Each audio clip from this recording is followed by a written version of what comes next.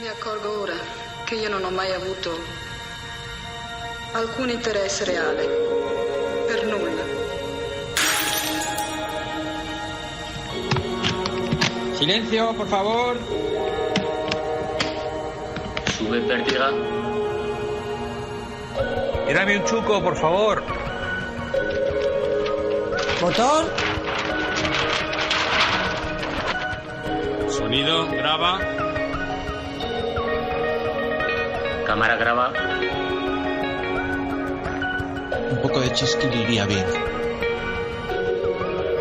Vamos a grabar un wild track.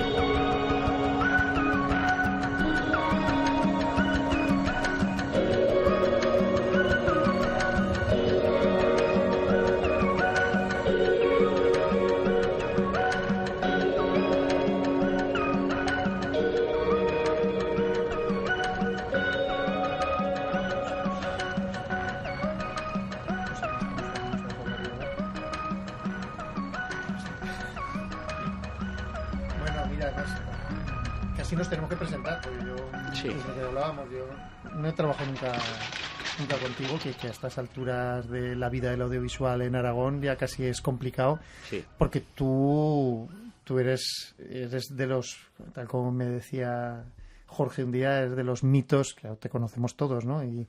Pero eres de los mitos del audiovisual aragonés, pero que en mi caso mito, efectivamente, porque no... Mito ahora es un sinónimo de viejo. ¿De dinosaurio? No, al contrario, ¿no? Eres la sabiduría de otra época en la que se trabajaba de otra manera. Para ¿no? nada. Yo soy Luis Rabanaque, en todo caso. Hola, Luis. Y tú eres, claro, mira, lo hemos hablado en otros casos con otras conversaciones, pasa en otros oficios, pero relativamente. En otros oficios la gente tiene su nombre y apellido normalmente. Sí. Aquí, ha estado Armengoz, que ha dejado de ser Jorge ya en el... Tú eres José María Cabellud, pero eres Pepo en el mundo del audiovisual, ¿no? Estamos aquí en el estudio de ZTAC, en el almacén, realmente hay que decir, un almacén de ZTAC, aquí rodeador de toda la historia de esta gente, ¿no? ¿Cuándo recuerdas, qué primer recuerdo tienes con ellos, con haber trabajado con ZTAC? Hombre, con ZTAC tengo el recuerdo cuando vinieron, cuando se instalaron. Fue además una ocasión muy buena para el sector porque nosotros habíamos intentado tener aquí material base en Zaragoza, que no hubiera que ir a Barcelona y a Madrid a buscar cosas para hacer los cortos y las cosas que hacíamos. Y nosotros habíamos apostado por traer equipo y al cabo de unos años pues ZTAC hizo lo mismo, cosa que nosotros aprovechamos para centrarnos más en maquinaria, en steadies y tal. Y yo creo que fuimos los que, tanto ZTAC como nosotros, los que pusimos el primer trípode de la primera vía. Bueno, el primero vosotros. Bueno, no obstante hablaremos también luego más de eso. Era un poco sí. por introducir a... Y entonces lo recuerdo que venían, mira, que hemos hecho unos cursos de eléctricos, tal... Sí.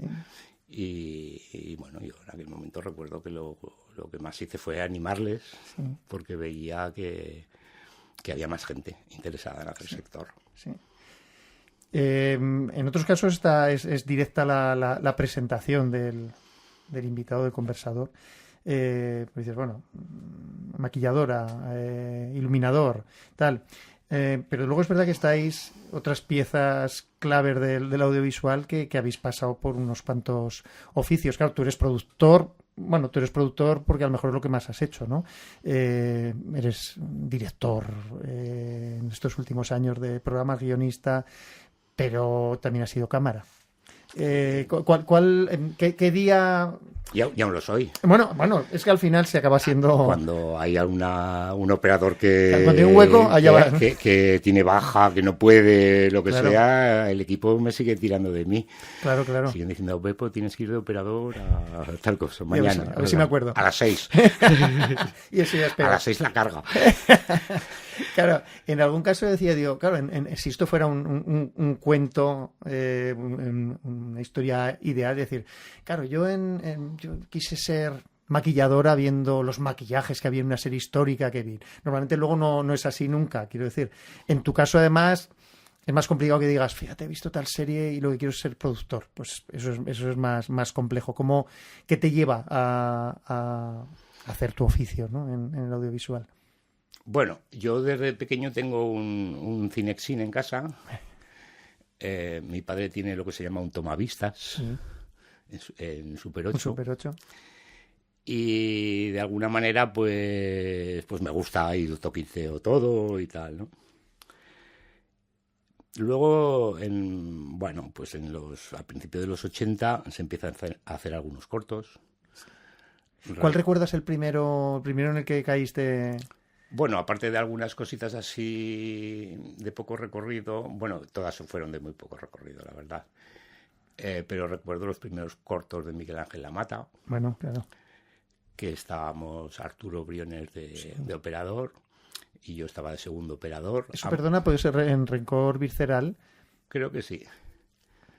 Sí, en Rencor Visceral. Sí, porque yo creo que estabais... Sí, porque he tenido conversación con Lamata y hablamos de ese corto, ¿no? Arturo Briones era el director de fotografía y primer operador. Yo estuve de segundo operador. Ambos teníamos 2 cámaras Payar Bolex H16 de 16 milímetros. Sí.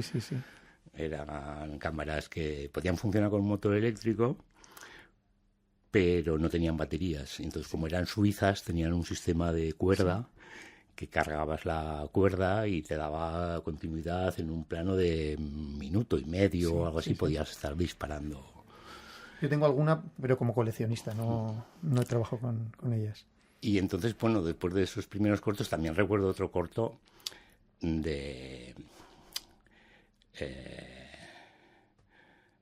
ahora no me sale su nombre, ¿cómo se llama?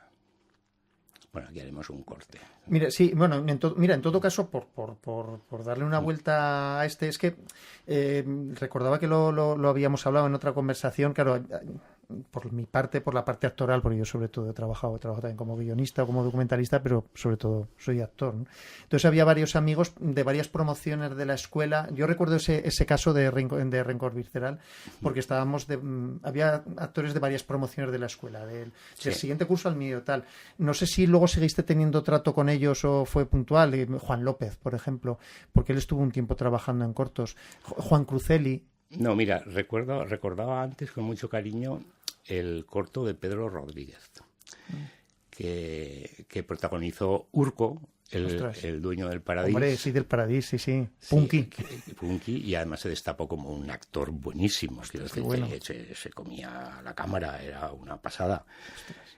Pedro Rodríguez creo que tiene 2 Goyas y pronto le caerá el tercero en efectos especiales. Sí, ¿vale? sí, tal cual. Y además, aunque entonces no se llamaban cameos, recuerdo que nos hizo un cameo Manolo Cabezabolo. ¡Ostras, qué bueno! Y el corto era muy bueno, quiero decir, era un corto buenísimo, era un homenaje al peor director de la historia del cine y era Psycho Man contra Super Zorra.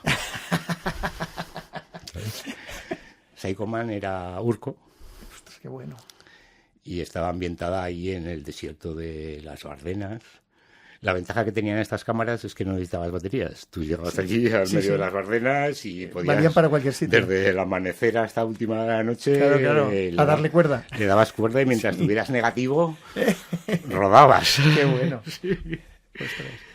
Sí, además, Urco, fíjate, yo recuerdo haberlo visto en un escenario, porque él fue también líder de algún grupo de música.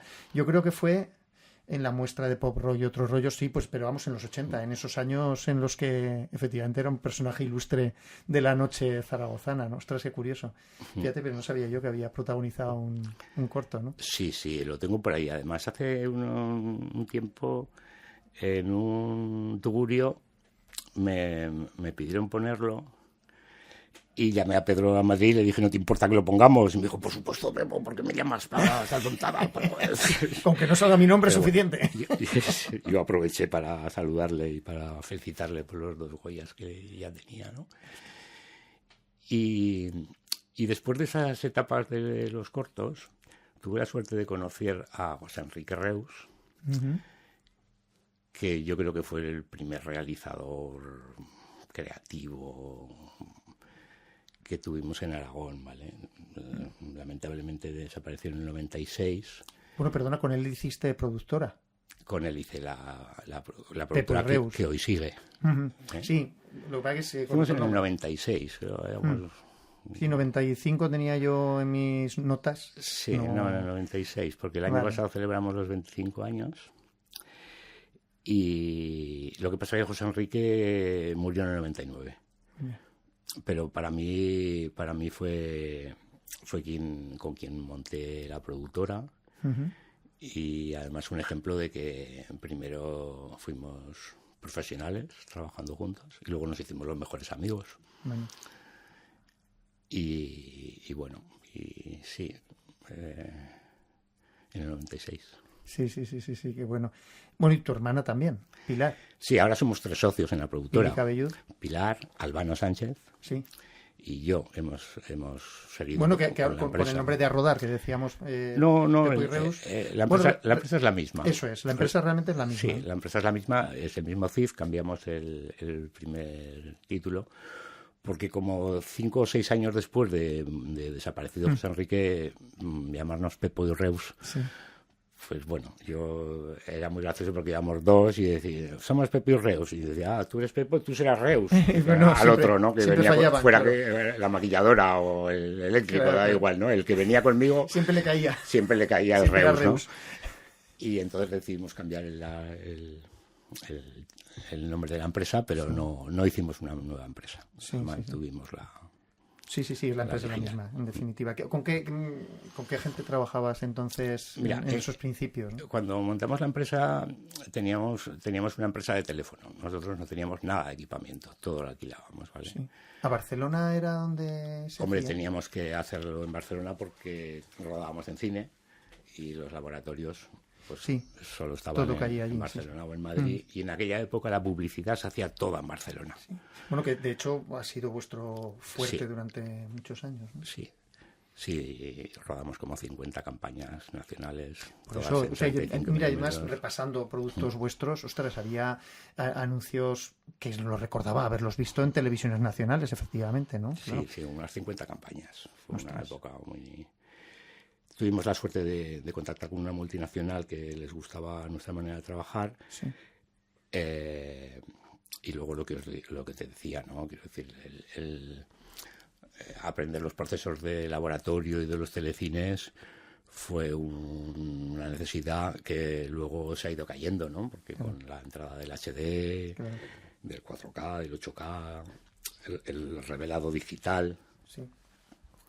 Entonces, yo siempre digo que además esto sirvió para que los pobres pudiéramos adquirir equipos. Claro, se hizo democrático el asunto, sí. Decíamos eso, ¿con qué técnico recuerdas de esa época? ¿Qué profesionales había en esos, bueno, inicios, no inicios, porque claro, hubo otros precedentes? Es decir, sí, hombre, pues recuerdo con mucho cariño a José Miguel Iranzo. Ya os he hablado de Pedro Rodríguez, de La Mata. Ha pasado mucha gente. Sí. Arturo Briones, que no sé qué es de él. ¿Tú sabes algo de él? No, además se le nombra, en estas conversaciones se le nombra con frecuencia, ¿no? Sí, porque él venía a hacer dirección de fotografía en Londres. Y salvo alguna lío de conversiones entre pies y metros y tal... Y eso, sus conocimientos fueron fundamentales para esos primeros cortos que hablábamos, ¿no? Claro, sí, todo el mundo aprendía además de los compañeros que tenían en rodaje, claro. Exacto. Yo recuerdo que cuando yo empecé en esto no había ninguna escuela profesional, solo había una carrera teórica de guión de cine en Madrid Y aquí se entraba por meritoriaje. Sí. Yo entré de meritorio en una productora que estaba en la calle Madre del Sacramento. Hostia, perdón, sí, pues eso los conocí yo. Cinequipo. Claro. Sí, los hermanos Tolosa. Eso es, que hacían también... Dean Tolosa era uno de ellos. Era el hijo. Dean claro, pues estos eran muy mayores. Claro. Cuando yo les llevaba a veces Super 8 para pasar a VHS. Fíjate. Exacto, porque hicieron un telecine, se lo fabricaron ellos además, con un ingenio y un conocimiento de la artesanía del cine, porque piensa que esta gente montaban en sus moviolas. Ellos hacían filmets, hacían películas publicitarias para los cines. Y bueno, yo aprendí con ellos unos procesos de moviolas, del sonido magnético perforado, que se hacía un sándwich, se mandaba al laboratorio y tal. Y años después, cuando yo hacía mis campañas de cine en 35 y tenía que pasar por los procesos de laboratorio y tal, entendí procesos que hacían esta gente de Madre Sacramento para ahorrarse pasos de la producción, que yo como no los aprendí pensé que eran los estándares. ¿Y qué va? Quiero decir, para ahorrarte el positivado, ellos montaban directamente el negativo en la moviola. Ostras, bueno. Con unos guantes para no dañar el negativo, pero de esa manera ahorraban el primer positivo. Claro. Hacían el sonido en su propia cabina y el laboratorio lo transformaba en sonido óptico, que era una rayita que iba al lado del fotograma, entre el fotograma y las perforaciones, que yo siempre veía esa rayita y decía, pero ¿cómo una rayita leída por una luz puede soltar aquí un estéreo, puede soltar aquí unos efectos sonoros que te lo hace que te lo creas todo? Es tremendo. O sea, yo colecciono Super 8, entre otras cosas, y sigue alucinando. No me parece novedoso nada de lo que aparece ahora. Me parece novedoso eso. Pero eran unos procesos que mejor que se hayan quedado atrás, porque... Claro, no. Aquello era para ricos. Era una losa de producción, de tareas, era una losa. Esto ahora es una gozada. Ahora tú coges el cine digital, lo tienes en un ordenador capaz de moverlo sin ningún problema, que puedes revelarlo dándole unas dominantes y tal, y a mitad de montaje puedes volver al revelado y decir, me arrepiento de este criterio, lo voy a revelar de otra manera. Todo eso son procesos, digamos, con coste cero de sala. Sí. Con muchas horas tuyas, pero antes todo eso, además de tus horas, era más dinero. Hombre, producción, no el tipo de producción que hacían las empresas de aquí, claro, pero cuando vinieron a hacer la Reina de Saba aquí a Valdespartera, claro, ya yo por gente que estaba cercana, ¿no? Hablando con Duce o con tal, decían, claro, es que se llevaban la película, la revelaban en Madrid, la traían y hacían un pase en Zaragoza para decir, está todo en su sitio, mañana seguimos con el orden previsto, claro. Sí, los procesos eran muy caros y muy tediosos, ¿no? Sí. Hombre, fíjate, mira, además ha salido Cinequipo con estos Tolosa, y fíjate, lo primero que les llevé fue mi viaje de estudios cuando tenía 13 años. Era imposible saber quién era cada uno de los que había ahí. Oye, pues me dice, igual hemos metido la pata, pero te hemos hecho varias escenitas con quien pensamos que eras tú, lo que fuera, ¿no? 30 años después, 30 años antes o tal, y acertaron. Hay que decir que tenía un pelazo estupendo en ese momento, claro, no era época todavía de perderlo, pero claro, un tipo con melenas, con gafas, ¿ya veis que soy yo? Decían, ostras, qué alegría nos das. Bueno, es verdad que le ponían mucho mimo también a su trabajo, ¿no? Incluso para un usuario de la calle. Sí, eran unos técnicos muy buenos. Ellos habían trabajado en Londres y allí habían aprendido el oficio y tuvieron la oportunidad de, pues esto, ¿te acuerdas que existía, y creo que existe Movie Record? Sí. Pues existía también Cinedis, y se repartían un poco la península. Cinedis estaba hacia todo el Mediterráneo y estos tuvieron la oportunidad de coger, digamos, todos los spots que se rodaban en Cinedis en España y hacerlos, ¿no? Eran spots que quizá artísticamente eran muy sencillos. Yo recuerdo de ir con el padre de Dean a rodar a Alicante y a ver una cafetería con una Ridor C ¿vale? Y negativo, por supuesto. Sí. Y a lo mejor pues el dueño de la cafetería pues se había venido arriba y había preparado a 10 o 12 amigos para que estuvieran allí, ¿no? Y teníamos que convencerle de que no podía, porque nosotros llevábamos 4 focos para iluminar la sala, para que se vieran los espacios y nuestro planito de tirar la jarra de cerveza tal, pero en cuanto metías a personas ya necesitabas más luz, necesitabas rodaje y no teníamos, ¿no? Entonces muchas veces nos encontrábamos con la tesitura de tenerle que explicar al cliente que no podíamos hacer según qué cosas, ¿no? Creo que tenían sus sueños, no estaba preparado el mercado. Espérate 20 años. Porque había días que rodábamos, entre él y yo, rodábamos 2 expos por la mañana y 2 por la tarde. O sea, un gimnasio, una cafetería, un hotel y una tienda de no sé qué. Sí, claro. Y hasta que no teníamos la semana completa no salíamos, hasta que no teníamos 4 spots en Málaga, 2 en Alicante, 3 en Castellón. Claro, sí, hablábamos en otro caso de otra conversación, es que publicidad, claro, tuvo que reinventarse. Luego hablaremos también de eso, de cómo te reinventaste tú, digamos, o bueno, lo hablamos ahora, quiero decir, ¿no? Sí, porque yo decía en otro caso, digo, si es que yo, que no era nadie que acababa de salir de la escuela de teatro, en un año hice como actor 7 anuncios, en un año. Y yo no era nadie que estuviera en ese mercado, digamos, es que se hacían muchísimos. Sí. Entonces, efectivamente, bueno, aún duró años, a partir de ahí duró años la publicidad, ¿no? Hacer la publicidad desde local, pero eso, ¿cómo se hace el cambio a reinventarse y a buscar otro tipo de productos, ¿no? Pues mira, en nuestro caso, una vez que montamos la empresa, al cabo de un año tuvimos la oportunidad de hacer un spot nacional. Uh-huh.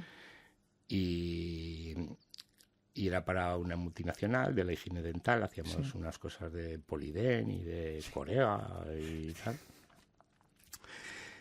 Y el tema es que nosotros tuvimos nuestro hueco, porque en aquellos tiempos la publicidad todavía estaba revestida de unos excesos de presupuesto y de atenciones a los clientes, a la agencia. Y entonces yo creo que en mi generación fuimos los primeros que llegamos ahí y dijimos, todo esto sobra. Los vicios, que se los pague cada uno los suyos, claro. Y los que tenga. Claro. Que ahí no nos metemos porque nosotros. Encima había que averiguar cómo era el vicio. ¿No? Claro. Tienes que entrar en una intimidad ya. Nuestra generación rompió con eso y por lo tanto los precios bajaron. ¿Ves? No, es que se iba mucho en vicios en esa época. Pero mucho, ¿vale? Además, en aquella época, digamos que estaba establecido como que toda la publicidad se hacía en Barcelona y todo el cine se hacía en Madrid. Qué curioso, sí. Entonces, bueno, a nosotros lo que nos pasaba es que teníamos las reuniones con la multinacional en Madrid y luego rodábamos en Barcelona. Tirábamos de puente aéreo porque no había AVE sin parar. Y eso duró como 10 años o 12 años. Y yo nunca me quise quedar en Madrid o en Barcelona porque a lo mejor por mis orígenes y tal, que soy hijo de migrantes en Cataluña, uh-huh. Pues yo me siento mejor en mi tierra, ¿no? Sí.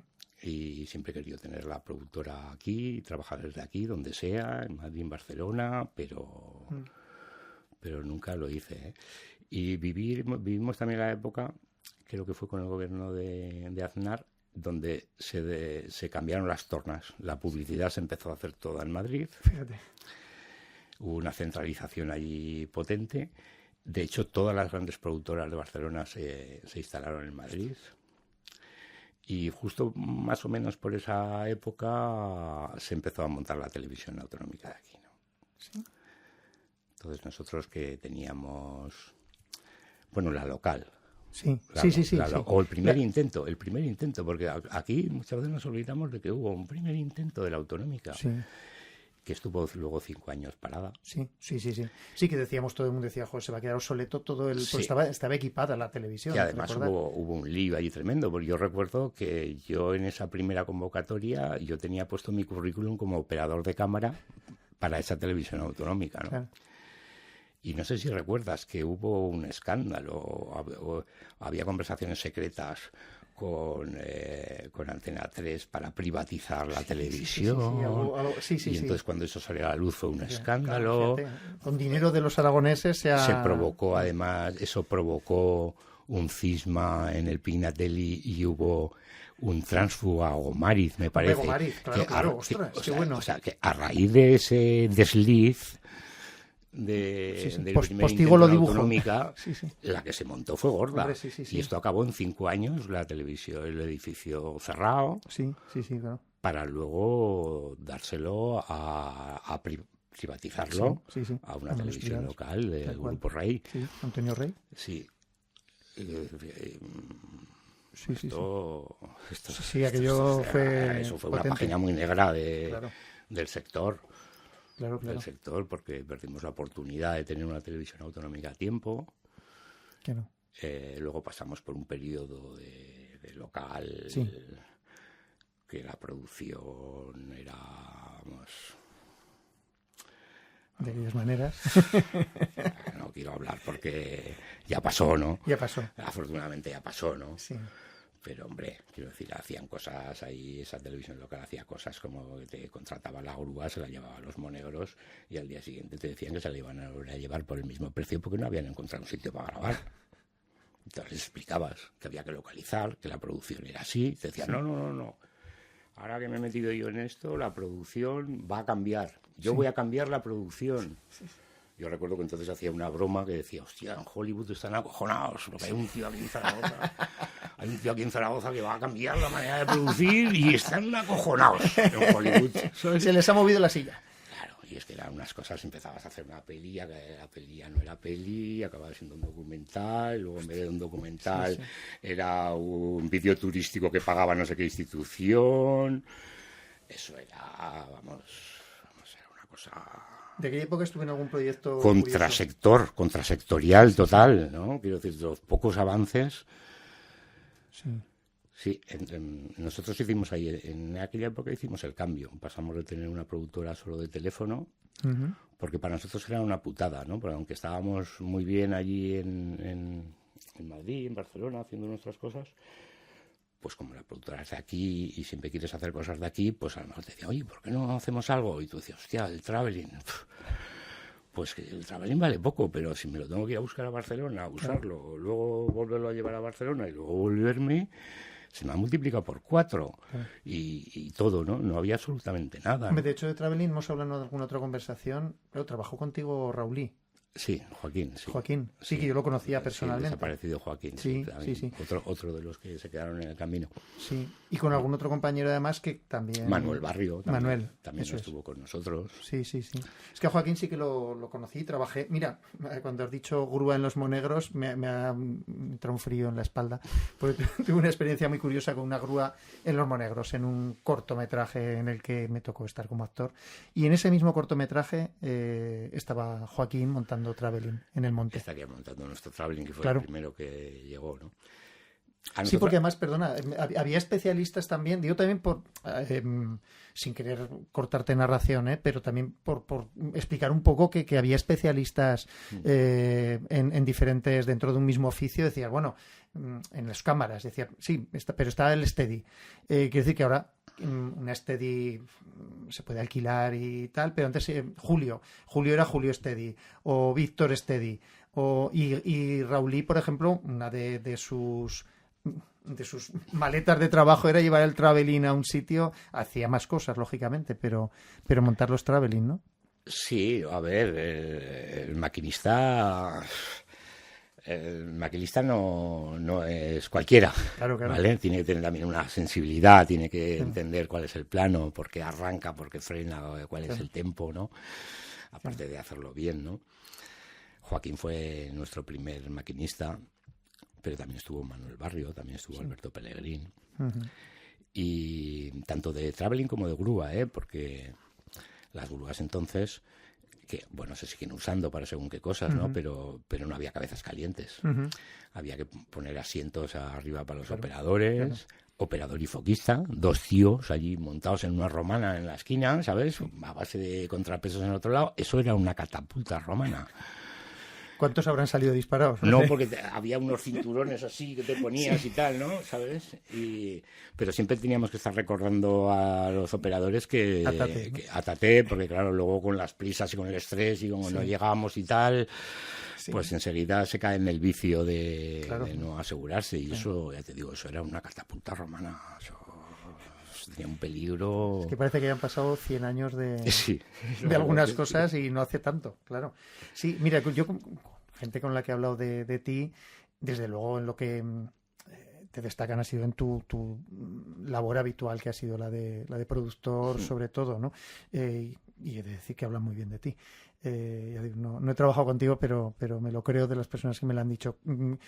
¿Cuánto ha cambiado la producción? Porque en cuestiones técnicas parece más evidente. Es decir, bueno, pues en iluminación ha cambiado el tipo de lámpara, o en maquillaje hay otros productos, el vestuario se hace con otro tipo de conceptos, pero la producción obviamente también ha cambiado, porque ha cambiado todo lo que mueve. La producción es lo que más ha cambiado, si lo piensas. Fíjate, un poco, porque... pero eso a lo mejor es sobre todo para quien es ajeno al audiovisual, que pueda escuchar esta conversación, eso es lo que le puede llamar más la atención, ¿no? Mira, yo, además de las campañas de publicidad que hacíamos en aquella época para Nacional, como estás en contacto con productoras, con laboratorios, con servicios de salas, de montaje y tal, pues hubo un momento que allí que me llamaban para hacer producciones externas a mi productora, ¿vale? Entonces rodé como 8 o 10 anuncios de coches, BMW, tal, pues en Barcenas, en la zona de Monegros, que abrí yo porque es la zona de mi familia y la conocía bien. ¿Qué pueblo, perdona, por allí? En La Naja y Sariñena, está al lado de la Filcomisión en Monegros. Sí. Y allí ahora hay muchos rodajes, ahí se están rodando cada semana, hay 3 o 4 rodajes, ¿vale? Sí. Entonces me salió la oportunidad, claro, eran spots, porque nosotros al fin y al cabo, si hacíamos un spot de Vinaca o un spot de Sensodine, pues bueno, pues a veces teníamos a una buena actriz, pues recuerdo a Concha García Campoy. Sí, ostras. Pero ese anuncio lo recuerdo. Y teníamos buenos equipos, porque podíamos rodar pues siempre con la última cámara de Arri, y con directores de fotografía como Salmones, por ejemplo, o como Raymond Lorda y tal. Pero aún así, eran spots muy sencillos. Cuando de repente te llama la productora Pirámide. Oye, que Pepo, que tú vives en Zaragoza, ¿no? Tal, no sé qué, que me han dicho y tal. Oye, tú podrías salir a localizar. Necesitamos una carretera con raya o sin raya, orientada al oeste, que tenga una a la derecha, a la izquierda, tal. O un estadio de fútbol, Y entonces estuve en unas 10, 15 producciones, superproducciones publicitarias, donde a lo mejor había 80 técnicos, helicópteros con cámaras y tal. Y a mí, bueno, eso me gustaba mucho, ¿no? Porque se daban circunstancias. Al principio de que empecé a hacer esto, no había internet. Claro. No había cámaras de fotos digitales. Entonces tú ibas...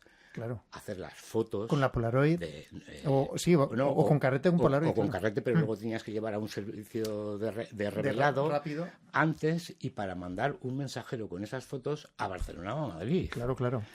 Y en aquellos tiempos, por ejemplo, esa carretera, por ponerte un ejemplo, una carretera, o el estadio, que también hice ahí unas cervezas chicas en la Romareda, pues a lo mejor igual estábamos 4 localizadores en España. Uno buscando en Almería, otro buscando no sé dónde, todos mandábamos fotos, nos lo pagaban muy bien, además, y si te seleccionaba el realizador, te seleccionaba la zona que tú habías localizado, pues ya te quedabas en el rodaje y hacías de jefe de producción del rodaje. Ostras, qué bueno. Entonces, claro, ahí hubo muchos spots de BMW que eran muy divertidos, porque venían los alemanes con 2 camiones, ¿sabes? Bajaban el coche tapado, lo ponían ahí en el set tapado, y cuando había que rodar, lo destapaban, rodábamos y lo volvían a tapar. Mira que nos importaría a nosotros, por lo menos a mí. Diga, voy a copiar. Al segundo día preguntas, oye, ¿y en el segundo camión qué hay? Y te dice el alemán, te dice, otro coche. Eficacia alemana. No puede fallar nada. Sí, exacto. Y venían mucho a rodar en invierno porque, claro, allí en Alemania no tenían posibilidad de poder rodar, ¿no? Entonces recuerdo, pues ya te digo, muchos BMWs. Recuerdo también la cerveza checa en la Romareda. Allí les hice un poco de trampas, la verdad. Les hice un poco de trampas porque cuando descartaron otros estadios y eligieron la Romareda y vinieron a rodar aquí, cuando llegó el realizador y vio la Romareda, me dijo: buenas fotos, Pepo, de localización. Hombre, yo había tirado para casa. Claro. Esto hay que hacerlo aquí. Unos ángulos ahí que favorecieran el... Muy bien visto. Claro. Bueno, bien llevado a casa, sí señor. Sí. Bueno. Y mira, recuerdo, por ejemplo, un spot por Belchite del Real Automóvil Club de Cataluña, en el cual empecé a localizar y eligieron mi zona, y el briefing era: un tío se pierde en el culo del mundo. ¿Ves? Pues según lo que localizamos en aquel momento, el culo del mundo está entre Belchite y una cañada real que hay allí. Sí. Allí es donde se decidió que era el sitio ideal para que te dejara tirado un coche y que entonces aparecieran allí los todoterrenos del RAC, el helicóptero del RAC, otro helicóptero que rodaba todo. Más de 80 técnicos allí. Ostras, qué bueno. Y el de la paridera de allí llamando a la Guardia Civil porque le iban a malparir las ovejas. Claro. Tanto helicóptero no puede ser bueno para las ovejas, claro. Eran cosas. Y el jefe de producción era el que se encargaba de ir a yo, templar a lo bueno. Para que te hagas una idea, yo había tenido que incluso contratar a 2 cisternas de la Foxa para que me llenaran allí unos charcos, porque cuando venía el todoterreno del RAC, tenía que pisar tenía que pasar por encima de un charco y que el agua saltara a cámara. Claro. Claro, o sea, es que hablamos... Y entonces con ese tipo de spots la ventaja es que no había límite presupuestario. Claro. Otra vez hacíamos en los toboganes esos de la recta de Belchite un laguna que pasaba y ponía en marcha unos molinos de viento al pasar con la velocidad. Los molinos de viento eran unas estacas que pusimos para que luego postproducción pudiera hacer, pero había como 2 kilómetros de tiro de carretera y la queríamos mojada. Pues hubo 10 cisternas de la Foxa, porque encima hacía viento y cada hora o así se nos secaba, ¿no? Entonces en todos los parones, los camiones escondidos entre los toboganes salían. ¡Ostras, qué bueno! Con orden de radio, mojaban, se volvían a esconder, rodábamos otro plano. Una zona además en la que, no en esa época, sino en verano, precisamente las cisternas de Diputación en las que llevaban agua para dar servicio a los pueblos, y vosotros fuera de temporada... Esto era una locura, ¿no? Claro, a lo mejor desde el punto de vista de fuera dices, qué barbaridad, qué desperdicio, ¿no? Por hablar de desperdicios, a BMW yo le vi hacer una carretera de 1 kilómetro en Bardenas, sobre la tierra, rodar el plano y luego mandar a los camiones a retirarla. ¿Vale? Sí, no, estamos hablando de otra época, por eso te decía que como era la producción entonces, porque era complejo. La producción ha cambiado mucho por lo que te voy a decir. Quiero decir, ahora vas a localizar y localizas con una cámara digital que la estás enviando directamente al realizador en el sitio, te esperas allí, en vez de ir corriendo a un revelado, un mensajero para que llegue a tiempo. Las últimas localizaciones que yo hice para productoras de fuera, pues era esto, ¿no? Llego a este sitio que me parece que es lo que estás buscando, te hago la foto, arranco mi portátil, te la mando, me quedo ahí un ratito y al momento ya me llaman y me dicen, pues sí, nos gusta, o mira a ver si encuentras otra que esté orientada... Gírate por un lado y hazme otras 2 fotos más para ver cuál es la continuidad. O no has entendo nada, vete a otra pero zona, es instantáneo. ¿no? Instantáneo. Claro. O sea, claro, yo me compré hace un tiempo una de estas, he hecho mucha fotografía, tengo reflex, tengo colección de cámaras, pero me compré una de estas sin espejo, que claro, decía, Dios, me parecía un crío el primer día con la cámara, digo, es que puedo mandarla por WhatsApp desde la cámara en el mismo momento. Entonces, claro, es que ha cambiado todo muchísimo. Sí, claro. ahora no necesitas ni la cámara, la vas con el mismo móvil y la haces, claro, la mandas. Sí, claro, por eso, ¿no? En este caso... Pues fíjate cómo ha cambiado en la preproducción, ¿no? En la preparación de los rodajes, ¿no? Pues así en todo. Claro. Que de los procesos de nube... Yo ahora estoy manejándome, ahora estoy haciendo un trabajo para un videomuseo que se requieren 5 pantallas 4K y los brutos los tengo en la nube. Es decir, los comparto con mi equipo en la nube sin ningún problema, ¿no? Esto es impensable hace años, impensable. Incluso hace 10 años era impensable No. tener 5 teras en la nube. Sí, es que es todo claro. Es decir, mi hija que está en preuniversidad, claro, me dice, pero antes ¿cómo hacéis? Claro, simplemente con los estudios, digo, claro, o sea, cualquier cosa sin...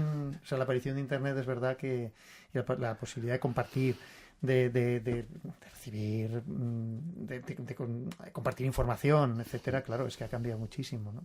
Claro. Hemos hablado mucho porque ha sido un poco también el grueso, sobre todo además de esos años, ¿no? Luego también hablaremos de épocas más cercanas, pero poco tiempo después de montar vuestra productora también hicisteis ficción, que hemos hablado, es verdad, de publicidad, pero también hicisteis ficción. Nosotros siempre hemos querido hacer ficción. Lo que pasa que por encima de eso siempre ha estado nuestra voluntad y nuestro compromiso de ser rentables, ¿vale? Entonces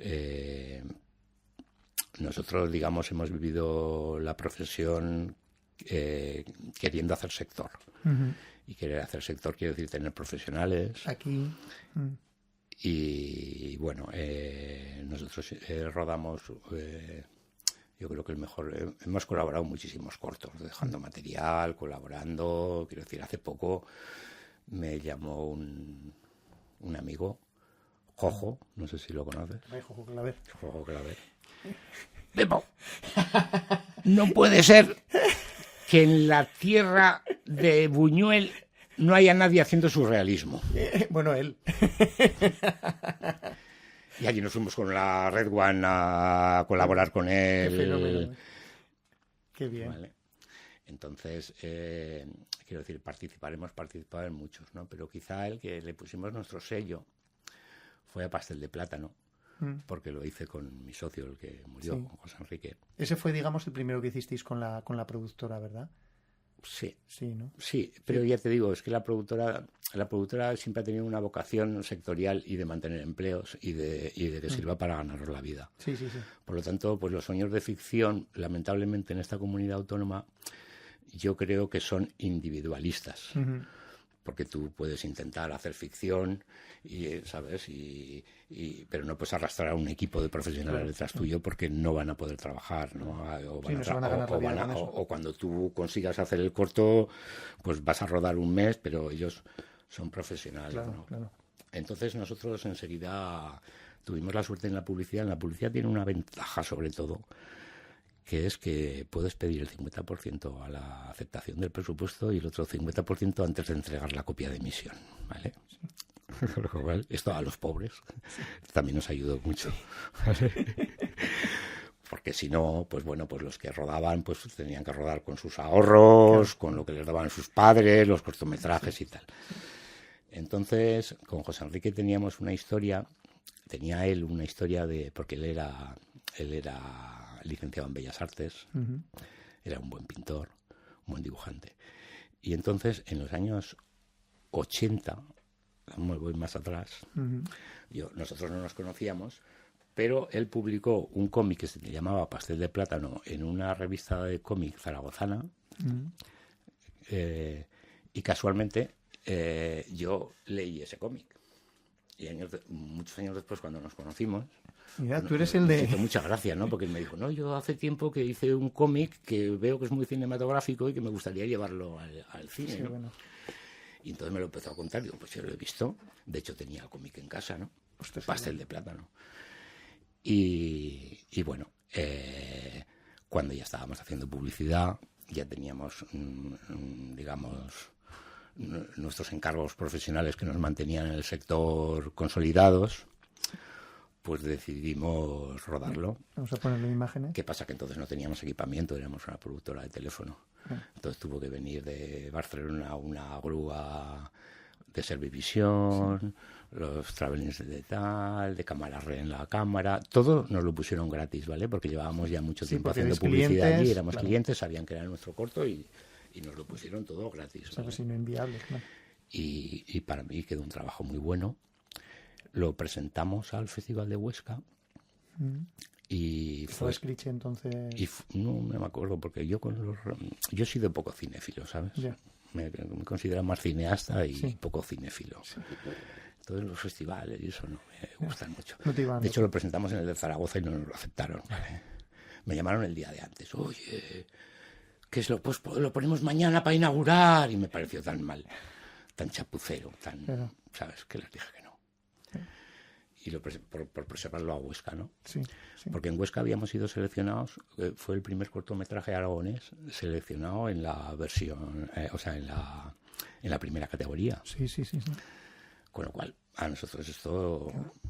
Sin embargo, se exhibió un miércoles a las 4 de la tarde en un cine de las afueras que estábamos 6 personas y yo estaba con el ayudante de realización, porque José Enrique ya había desaparecido, ya no estaba, ya había muerto, y estábamos 6.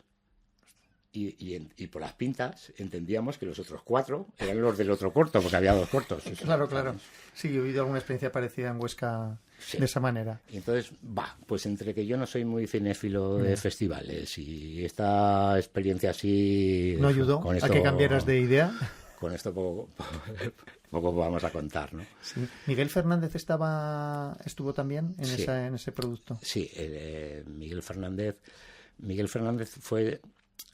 Bueno, Miguel Fernández es un realizador que ha hecho su carrera en Barcelona, el tío es de Fondejalón, y fue amigo de José Enrique, yo lo conocí a través de él, y fuimos ayudantes suyos, tanto José Enrique al principio, y luego en la última etapa ya me incorporé yo. Miguel Fernández hizo el vídeo España Hoy de la Expo de Sevilla con 52 pantallas redondas. Sí. En la Expo de Zaragoza hizo el pabellón de Arabia Saudí. Y cuando murió José Enrique, pues yo seguí rodando campañas de publicidad con él. Muchos años, ¿no? De hecho sigo trabajando con él a menudo, ¿no? Me parece que es uno de esos exiliados, de esos primeros exiliados del audiovisual aragonés. Sí. Hicisteis más cosillas dentro, seguida Pastel de Plátano, Somos, por ejemplo, ¿no? Con Nacho Rubio, creo. Ah, sí. Pero eso es producción vuestra, quiero decir, producción de... No, Somos con Nacho Rubio, no. Bueno, pero producción propia no, porque vale. O sea, ellos estaban empezando, era muy gracioso, ¿sabes? Ver a Pedro Rodríguez con sus 2 Goyas ahora, claro, a Nacho Rubio, a Jorge Blas, no el mago. Eso es que hay que explicarlo. Porque yo siempre que nombro a Jorge Blas, digo Jorge Blas, no el mago. Y la gente dice, no, hay otro.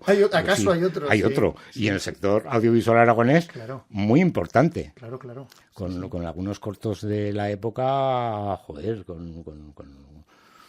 Entonces nosotros, pues como yo ya era veterano cuando ellos empezaban, pues bueno, pues nosotros siempre hemos estado apoyándoles, ¿no?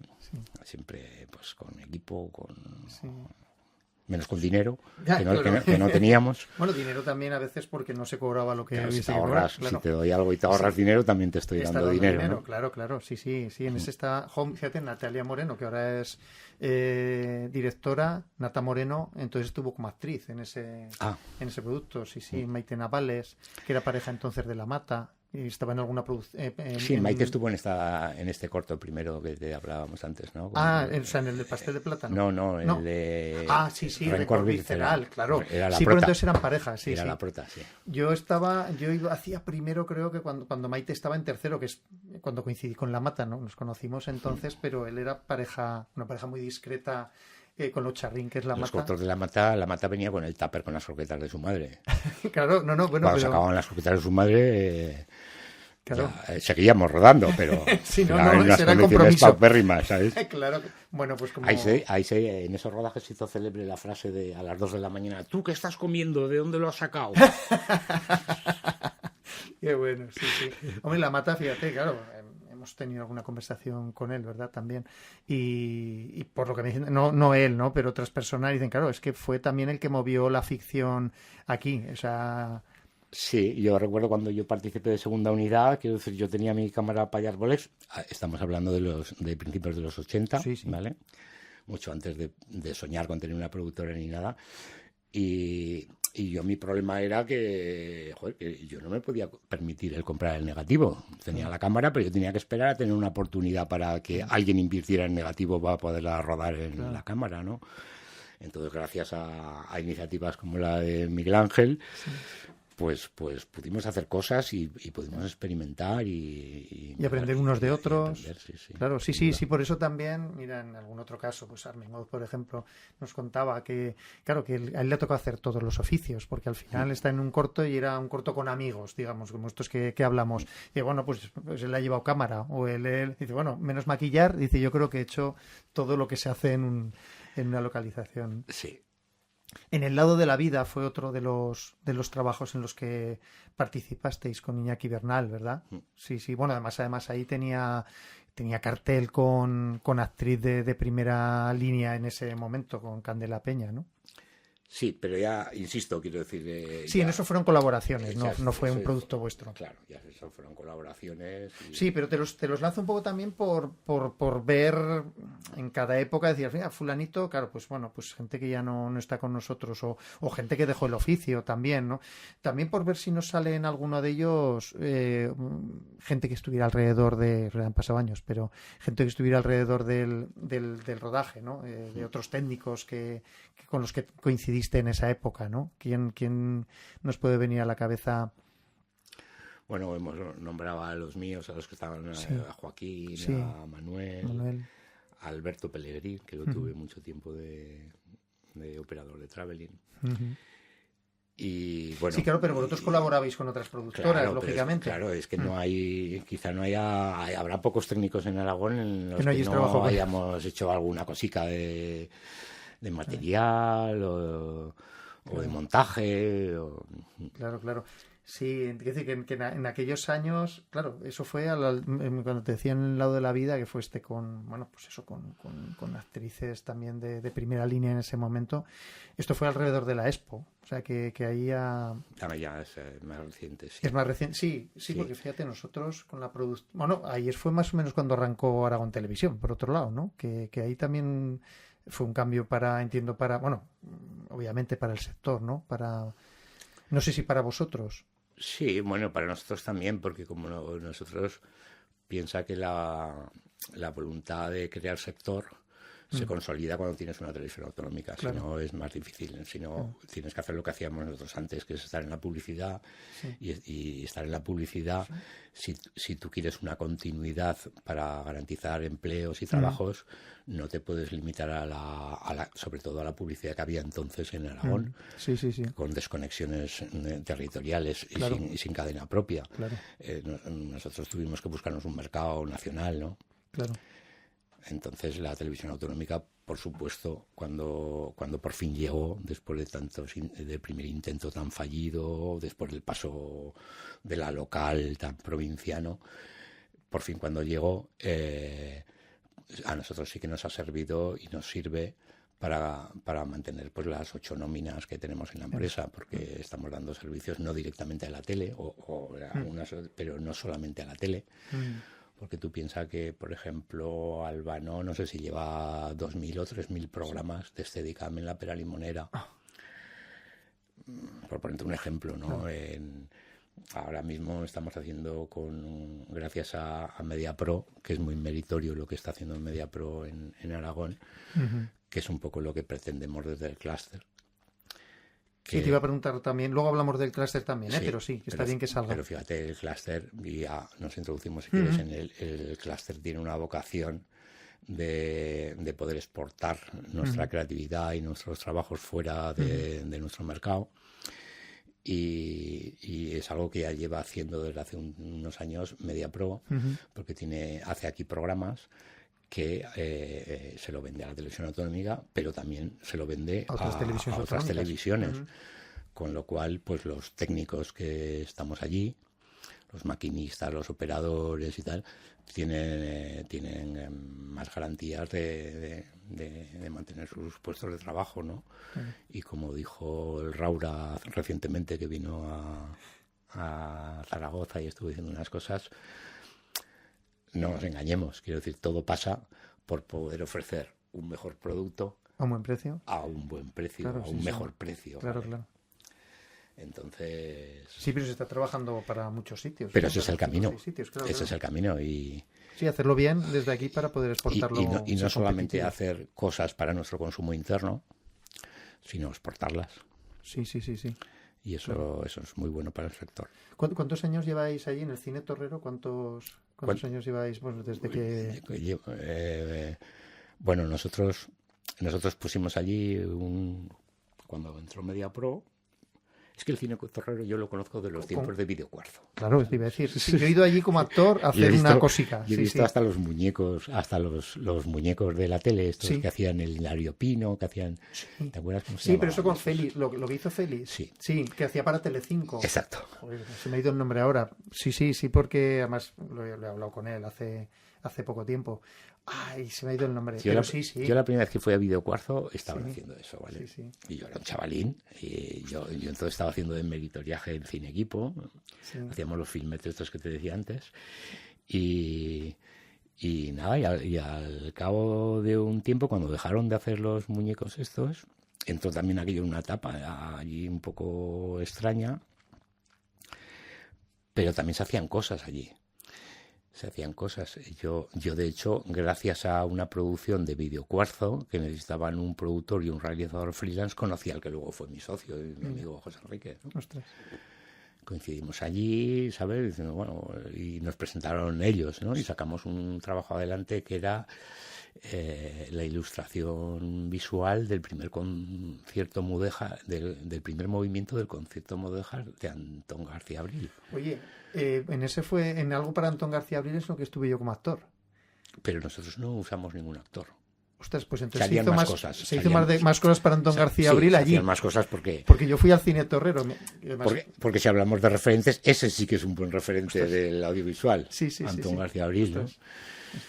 Y tanto. Y no, nosotros no, que al fin y al cabo no hemos hecho casi nada, ¿no? Nada más que defendernos ahí un poquito, poder pagar las nóminas de nuestros empleados, y con eso estamos contentos. Este verano pasado que fue para el verano, ¿no? Tirando ya otoño, en diferentes puntos de la provincia con algo de PZ, iba hablando de él en todos los pueblos, porque decía de un tipo que trabajó para su tierra, que además me acuerdo de crío, que decía, la música esta es de Antón García Abril, es de uno de Teruel. El tío que trabajaba en mi padre Hollywood. Era de Teruel. Claro.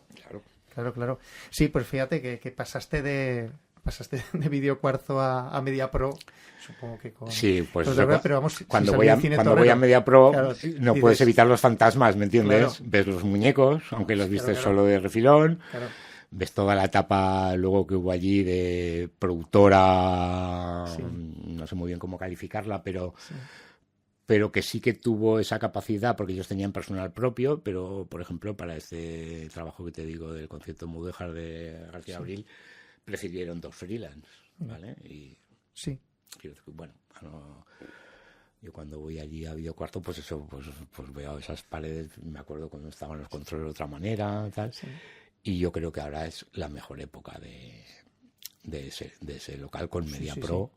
Bueno, no estuvo mal la época en la que ponían Tiburón y estas cosas, que yo era un niño de los que iba al cine torrero. Ah, dices cuando era cine, cine. Esa época fue buena, ¿eh? Sí, aparte de... Sí, las aventuras del Rabí, ¿cómo se llamaba? Ostras, es que, claro, venían los ciclos allí de cosas que ya habían estado 2 años antes en el centro. Nosotros no bajábamos a Zaragoza, nos quedábamos en el cine torrero para ver cine. Entonces, claro, siempre me ha hecho especial ilusión.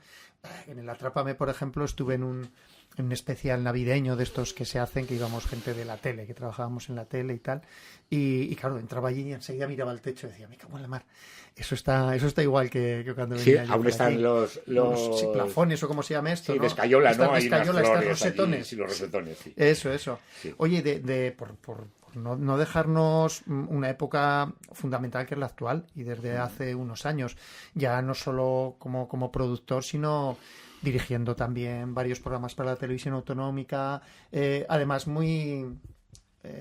por lo menos varios de ellos, los que yo conozco, muy cercanos al aragonés. De hecho, fíjate, decíamos, no hemos coincidido, bueno, hemos coincidido porque yo he salido en un programa tuyo, me hice una entrevista, Jorge, ¿verdad? Se llama... Jorge Puello. Jorge Puello. Es verdad, ahora sí lo dices. En el principal. Sí, ahora te he recordado de las carpetas de postproducción. ¿Ves? Pues ese era yo. En una carpeta de esas estaba sí, yo. Ahora sí. Sí, además, bueno, y hemos coincidido otras veces con Jorge. ¿Sobre con qué Silvia. era? ¿Sobre qué era? Yo hablaba sobre el teatro, lo hicimos en el teatro principal, o por lo menos una parte sí. del teatro principal, Sí, y hablaba sí. del teatro y tal. Sí. Que al final hacíamos una tontadilla que decía, dice, claro, tú no hablas aragonés, digo, charro aragonés, claro, tal. Pero entonces, Hacia ¿por qué al no final, hablas al final. aragonés? Digo, ¿por qué no me la preguntas? Ahora me acuerdo, en la despedida. Sí. Que te despides Sí, en aragonés sí. y el otro te dice, pero bueno, Pero- estoy aquí haciendo... Pero yo aquí, No me has dicho nada. hablando en español, sí, Ahora me lo he esforzándome. dicho. Claro, ¿me lo has dicho? Sí, ahora me acuerdo, sí. Sí, dijimos, dime palabras que pueda decir así rápidas para hacer una frase. Hombre, porque yo entiendo, pero no, es verdad que no hablo ni de casualidad. Tengo muchos amigos que sí que lo hablan. Entonces me pareció, cuando me llamaron, me hizo mucha ilusión. Pues bueno, ¿cómo ha sido esa nueva etapa, por decirlo de alguna manera? Bueno, eso fue una cosa chula, ¿no? Porque mira, le rodamos un cortometraje a Lola Gracia en aragonés, Cosetas adentro, ¿vale? Sí. Una cosa costumbrista y tal, porque ya habría escrito un cuento que había ganado algún premio en Aragón, de literario, de cuentos y tal, y la habían animado a que hiciera un corto, ¿no? Entonces, claro, ella no sabía dónde se metía, ¿no? Pues claro, no lo vino a escribir, ¿verdad? Sí, claro. Y el vestuario era... Claro. Sí. Era, ¿sabes? Lo que necesitas un vestuario, claro, dices, sí. Una localización... ¿Ahora de dónde sacamos eso? ¿Sabes? Entonces, bueno... nos lo tomamos con el espíritu que hablábamos antes, de venga, vamos a echar una mano aquí, y optimizando el dinero que tuviera ella, e involucrando, pues, porque ya lo tenía previsto, pues que todo lo cerezos saliera de las casas de por allí que podían prestarlo, y tal, y con sus colaboradoras, pues que hicieran, que se ocuparan de vestuario, de atrezo, tal, ¿no? Y nada, y lo rodamos. Y entonces, un buen día estábamos en la productora y bueno, y vinieron los chicos estos de Nogará, de la Asociación de Profesores, ¿no? Que venían de hablar con la tele, que he visto que tanto la ley del PSOE como la reciente publicada en aquel momento del PP decían que en la televisión tenía que haber un programa en lengua aragonesa. Bueno, con el PP en la PAO y en... ¿Cómo se llamaba el otro? Lopipe. Sí, pero fíjate, hicieron la ley de la televisión, ¿vale? Y hizo una ley el PSOE y luego con Luisa Fernanda Rudy, pues le tocó el turno de renovarla. Sí. Y en eso coincidían. Además coincidían de corta y pega. Sin matices. Lo mismo que opinaba uno, opinaba otro, ¿no? Yo no lo sabía, me lo contaron los de Nogará, que vinieron a la productora, ¿no?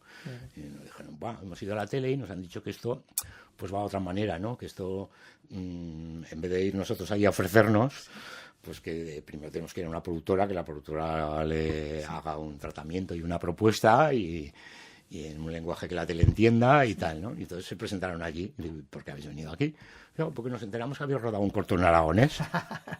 Yo entonces del aragonés no sabía absolutamente nada. Claro. Hombre, a ver, soy de Monegros. Quiero decir, las palabras, tal... Claro.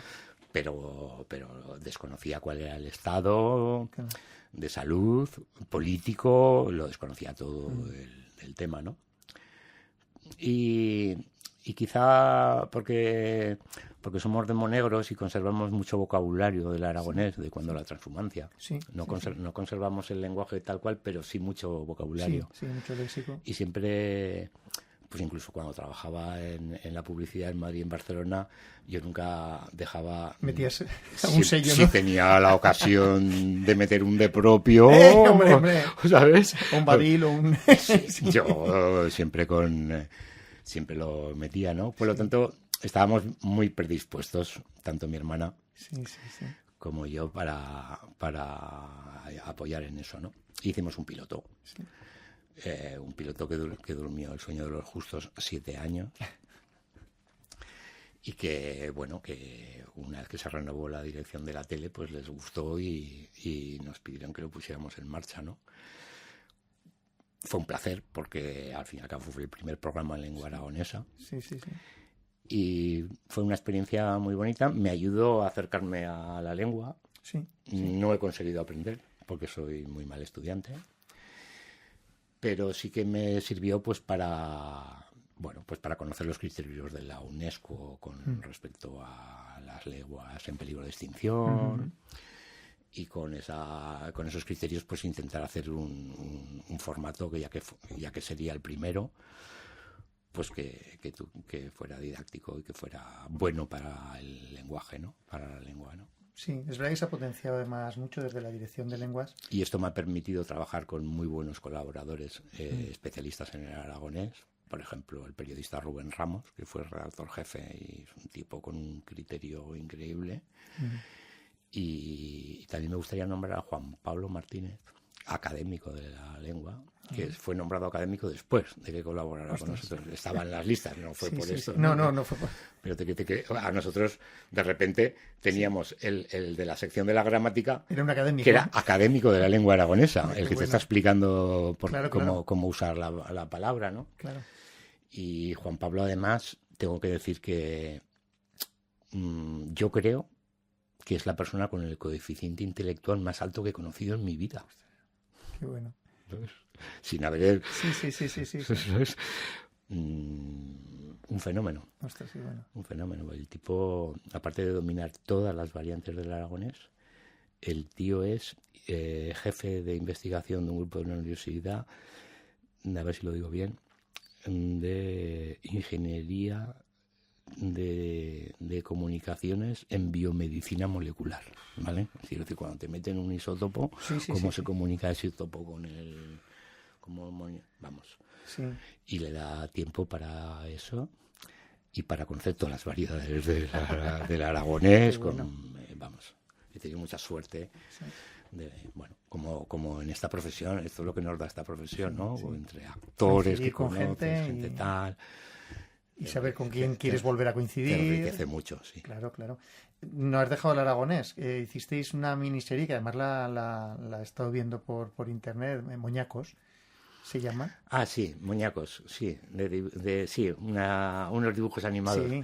Los primeros dibujos animados en aragonés. Pensados en aragonés, porque ahora Nogara ha doblado una serie, que es noticia hace poco, ha doblado una serie al aragonés infantil, de Muppets, ¿vale? De muñequitos y tal, ¿no? Sí, es cierto. Pero bueno, es una adaptación, ¿no? Pero esto de los muñecos están pensados en aragonés. Los pensamos ya en aragonés. Qué bueno. Sí. ¿Qué trayectoria ha tenido? ¿Tiene continuidad o está prevista continuidad? Bueno, se necesita mucho material para las escuelas de extraescolares que optan por el aragonés. Para hacerlo atractivo a los niños y que no sea siempre un peñazo de vocabulario, de gramática. Todos estos elementos audiovisuales que sean lúdicos son muy buenos para el aprendizaje de cualquier cosa en la infancia. Claro. Y si tienes en cuenta que es una lengua en peligro de extinción, según dice la UNESCO, pues el trabajo con los niños en todo lo que tenga que ver en lo didáctico y tal, pues es donde mejor se puede invertir, ¿no? Claro.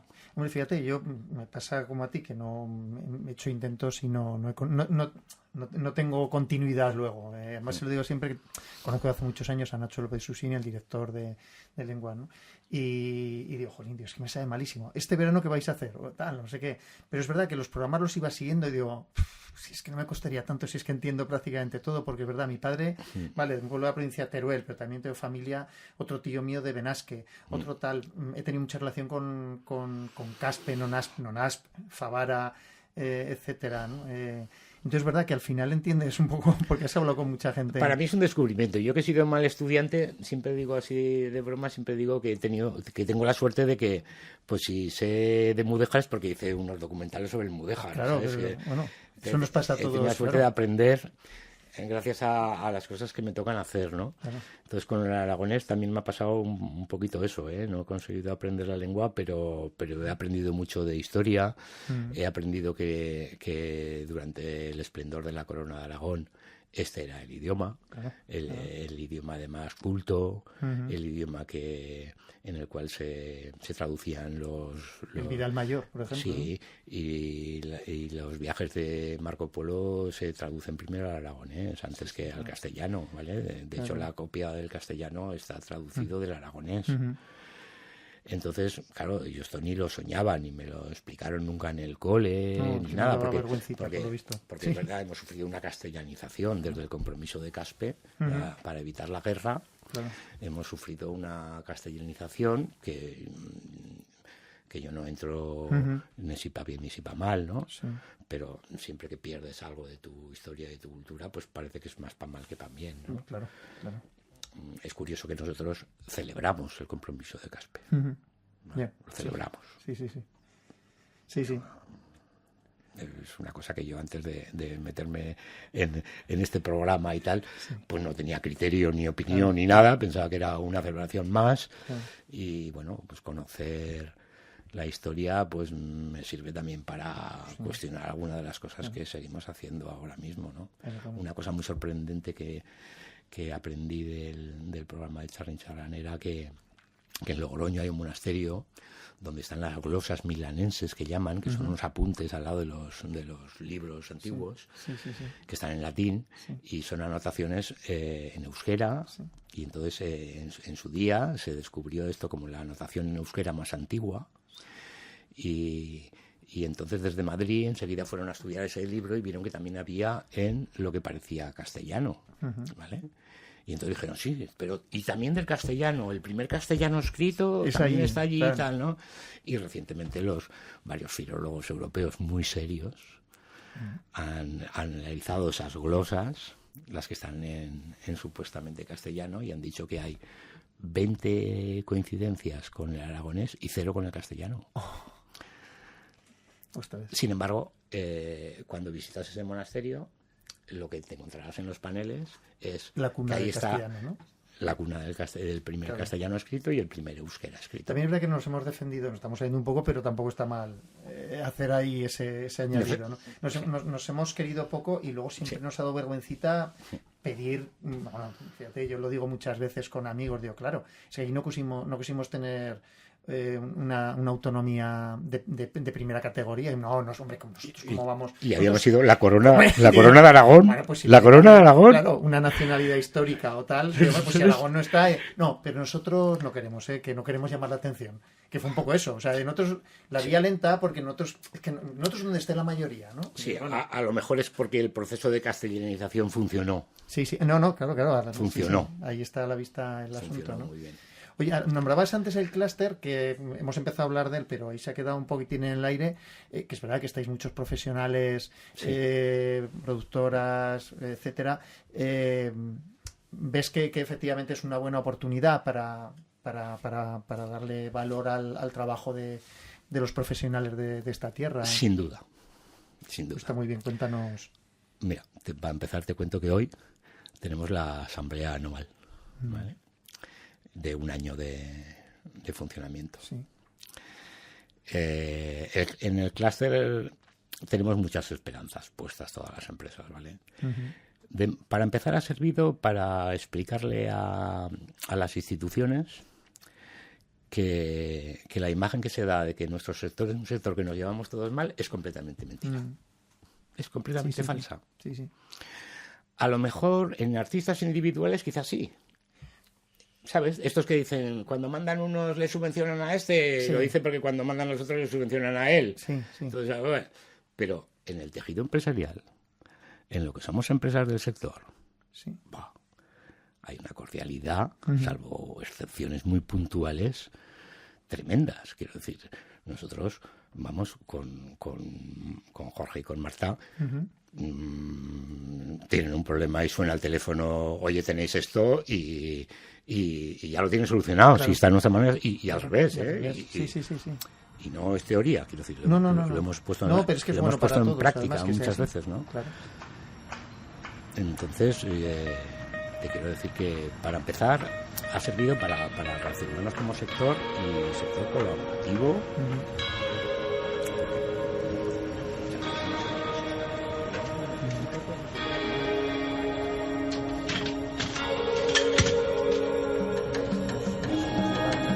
Vamos a darle servicio. Qué bien, ya me puedo ir.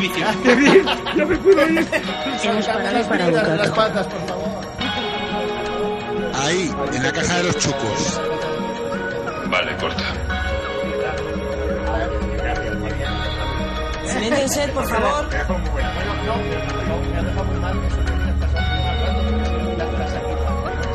Vale, chavales, prevenidos, que nos vamos. Grabo. Estamos grabando y...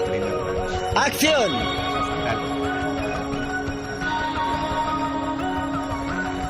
Ha sido buena, plano hecho. Gracias a todo el mundo, hemos terminado por hoy.